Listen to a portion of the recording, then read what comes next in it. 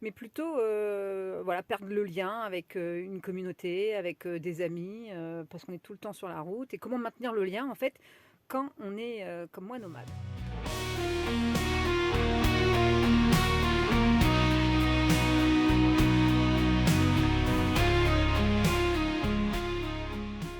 Eh bien, salut tout le monde, on se retrouve aujourd'hui pour une nouvelle FAQ. Et le sujet était intéressant. Je ne m'attendais pas à ce genre de questions. Et du coup, j'ai un peu réfléchi avant de préparer cette réponse. Alors, on m'avait demandé en fait si en étant nomade, j'avais pas un peu perdu des contacts avec des amis, des personnes, pas par choix, parce qu'ils auraient trouvé mon choix trop différent, mais plutôt voilà, perdre le lien avec une communauté, avec des amis, parce qu'on est tout le temps sur la route, et comment maintenir le lien en fait quand on est comme moi nomade. Et bien au final, déjà parce que peut-être que moi aussi j'ai des amis qui ont beaucoup bougé, ben ça reste plus cool parce que tout simplement, je vais les voir. Le fait d'être en camping-car, le fait d'être complètement autonome me permet d'aller chez les gens sans trop les déranger, en fait. Je peux aller passer un week-end avec des amis si c'est sur ma route, ou même si ça l'est pas, forcément, parce que bon, il y a une notion de détour et détour, et plus tu avances en camping-car, plus tu te rends compte qu'un détour, c'est pas grand-chose. Je raconterai une petite anecdote par rapport à ça concernant des amis en Espagne. Mais ouais, il y a ce côté-là, tu te dis, ah bah tiens, on n'est pas loin de chez machin, chez machine. Si on allait les voir, un petit coup de fil, machin, ça passe plutôt bien. Parce qu'en fait, bah déjà, moi, j'arrive forcément avec ma vie, avec tout. Donc, j'ai de la bouffe, j'ai à manger, j'ai à boire. Limite, même si on ne mange pas ensemble, si on passe juste un moment ensemble, moi, ça me va très bien. Le but du jeu, c'est de les voir, c'est pas de s'imposer. Donc, j'ai pas besoin qu'ils m'accueillent, hormis d'être garé. Moi, j'ai juste besoin d'être garé, c'est tout. D'avoir une place suffisamment grande, suffisamment proche pour pouvoir en profiter. Donc ça, c'est vraiment super sympa parce que ben, du coup, j'ai des amis qui sont sur Honfleur. À chaque fois que je partais en Angleterre, parce que je suis allée comme plein de fois en Angleterre, hein, Angleterre, Pays de Galles, Écosse, forcément je passais par Calais, où on est passé, on a fait aussi par Cherbourg, et on a fait aussi par Roscoff, je crois. Bref, on a fait tous les trois ports de France, en tout cas c'est Normandie, forcément. Donc, bah, quand on allait à Honfleur, forcément, on allait les voir quand on passait par là. Voilà, c'est comme ça que je me suis retrouvée en Irlande. Hein, c'est parce que je suis allée voir ces amis-là et qu'après, bah, je me suis dit, bah, allez, on prend le bateau. J'ai des amis aussi qui sont dans le sud de la France, j'en ai qui sont en Aquitaine, j'en ai qui sont en Champagne, et ben, j'en ai qui sont en région parisienne. Il suffit que je sois dans le coin, que je leur dise, bah, tiens, vous êtes dispo, machin. On peut se voir juste une soirée. Pour moi, ça change pas grand-chose. Il n'y a pas de grand chamboulement à ma vie. Je pense que même c'est un peu plus compliqué pour eux quand même, parce qu'il faut qu'ils m'insèrent dans leur quotidien. Mais à côté de ça, voilà, c'est pas comme quand tu vas voir des amis qui sont loin, il faut que tu organises ton déplacement, ta disponibilité, ton hébergement. Ouais, moi j'ai pu faire aussi les 40 ans d'une copine, ok, on va faire ça. C'était sur un week-end entier, ça a été hyper facile à faire, alors que c'était pas du tout dans une région où j'avais l'habitude d'aller. Mais voilà, c'était sur ok, on fera ça. Et du coup, on avait organisé notre périple autour de ça. Donc, par rapport, franchement, à fait de voir si c'est plus compliqué ou pas, j'ai envie de dire non. Après, j'ai aussi d'autres amis qui sont nomades, donc des fois on peut se retrouver. Et finalement, c'était eux que je vois le moins souvent parce qu'ils sont tout le temps à des endroits où moi je suis pas et inversement. Finalement, quand t'es fixe, t'es fixe. Moi, je sais que telle personne, je vais les rencontrer, les trouver, et ils vont être chez eux. D'autres nomades, c'est pas la même, hein, parce que eux, ils n'ont peut-être pas forcément les mêmes goûts que moi en termes de voyage, et qu'ils ont aussi leurs trucs, et que moi, quand je suis à un endroit, eux, ils sont à un autre. Alors, ouais, le lien, la communauté avec les nomades, c'est limite plus compliqué qu'avec ceux qui sont fixes. Après, faut pas plus hésiter à bouger, et à dire, oh, c'est pas un petit détour. Et c'est l'anecdote que je vais vous dire. À un moment donné, nous, on avait des investissements en Espagne financiers, il fallait qu'on aille à la banque. Donc, on va juste aller à la frontière, voilà. Et pour ceux qui connaissent l'Espagne, à partir du moment où tu passes les Pyrénées, peu importe le temps que tu as, il va faire beau par rapport à l'autre côté. Dans les Pyrénées français, tu vas avoir un temps de merde, tu passes les Pyrénées français, voilà, bon, côté météo, hein, les gens connaissent. il fait beau. Oh, du coup, là, mais vraiment, alors qu'on était parti au départ juste pour 2 3 jours, quoi. Hein. Mais de l'autre côté des Pyrénées, putain, finalement, il fait beau. Toi, t'entends parler espagnol, t'as fait une bricole de course. Ouais, bah, frontière. Hein. Donc, tout au nord. Nous, on a des amis, coucou Morgane et Sophie, si vous regardez la vidéo, qui sont expats à Dénia, au côté de Valencia, donc la région d'Alicante. Hein. Je pense que là, tu tires facile 500 bornes, 600 bornes, je sais pas trop, faudrait que je regarde, mais ouais. Oh, bon, on va leur envoyer un petit message, savoir s'ils sont dispo, genre là, ce week-end. Quoi. Donc on leur envoie un message, ils disent, oh, bah ouais, ouais, on est dispo et tout, bah vous êtes où en Espagne, ouais, mais vous êtes où? Ouais, non, à la frontière, mais on arrive. Ouais, voilà, on avait tracé 500 bornes pour aller les voir.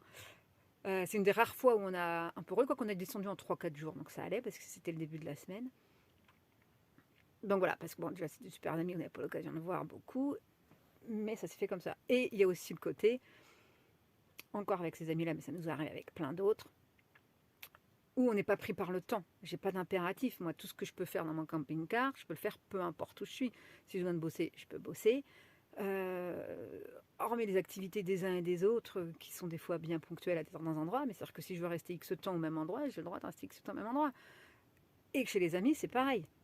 L'année dernière, j'ai aménagé Gary, par exemple. On était chez mes potes de Champagne. C'était plus long que prévu. Bah, on devait rester 3 4 jours. On est resté 10 jours. Pareil, quand je suis en Champagne chez la mère des enfants de Mathias, bah, souvent on vient pour 4 5 jours et ça dépasse les 10 jours. Et ça, c'est tout le temps. Tout le temps, tout le temps. Ou alors on part, et puis on revient, et puis on part, et puis on revient.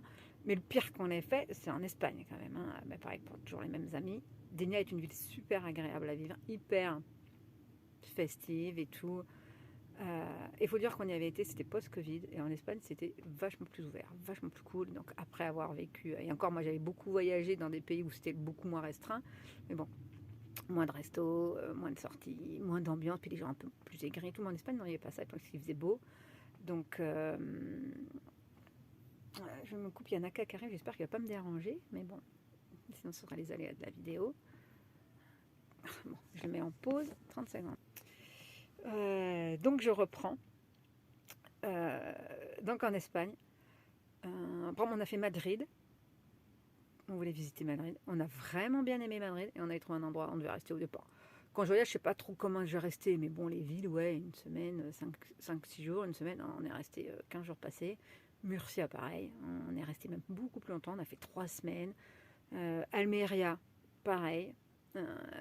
Mais bon, on n'avait pas d'amis, mais on avait rencontré des gens sur place, c'était sympa. Donc voilà, le lien il se fait autrement.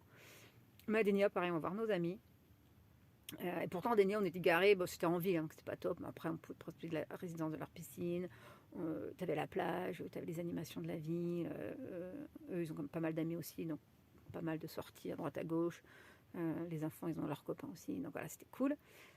On devait rester de départ quelques jours pour les voir. Le week-end, ils n'étaient pas là.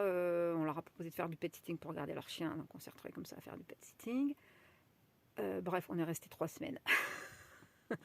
Et à chaque fois, en fait, ce qui était drôle, c'est qu'à chaque fois, on faisait des pots de départ. Hein, voilà. Bon, allez, hop, donc on les invitait, ils nous invitaient, machin, et finalement, on est, je sais plus pourquoi on est fini par partir, mais on est parti.